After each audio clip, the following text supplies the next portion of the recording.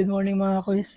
Time check. Ito 7 ng umaga. Good morning sa inyo. Ngayong umaga na to at habang nag-ayos ako ng bagong stock natin, may nag-inquire sa akin na kukuha daw siya ng 20 pieces na t-shirt. Bilis ko usap ni bossing ito yung mga magandang customer. Talagang dandy agad.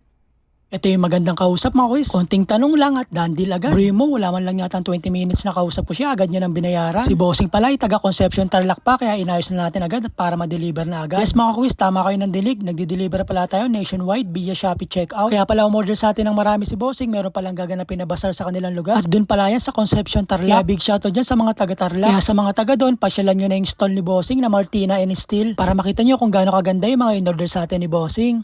Hello mga kuis, mag-deliver ulit tayo ng top grade na t-shirt natin.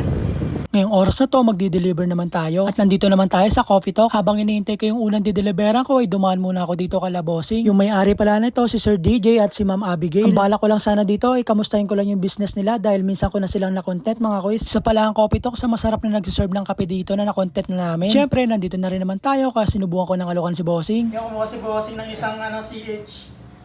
Hindi bossing Maraming salamat bossing DJ sa pag-order sa akin. At pagkatapos nun, dumiretso na kagad kami sa SM Central. Imimit pala natin dyan at order sa atin na si Ma'am Gemma Santos at kasama niya yung kanyang anak. At nakakatuwa lang si Ma'am Gemma Santos ay isa pala sa followers natin mga kuis. At nandito siya para sumuporta mga kuis at umorder na rin siya na pangregalo sa kanyang mister. Kaya big shoutout dyan kay Ma'am Gemma Santos sa pagbili sa akin. Maraming salamat po sa inyo. Maiba ako mga kuis, siguro nagtataka kayo dahil hindi pagkain yung content ni Kuya Melon yung ngayon. At puro sideline tayo ngayon. Dahil bilang kuya nyo mga kuis, gusto kong isama kayo at turuan kayo kung paano ba kumita. Basta marangal, huwag kang mahiya. Dito ko na pala tatapos yung video na to mga kuis. Stay hydrated, keep safe, and God bless everyone. Maraming salamat.